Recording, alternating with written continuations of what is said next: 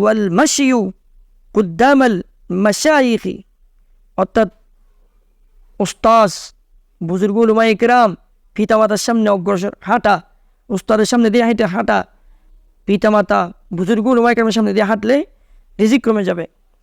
এবং ওয়ানিদাউল আবওয়াইনি বি ইসমিহিমা, পিতামাতাকে নাম ধরে ডাকা, আপনার রিজিক কমে যাবে।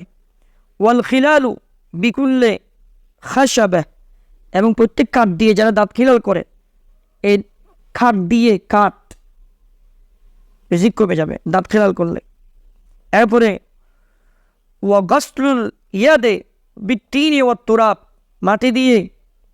মাটি দিয়ে হাত ধৌত করলে।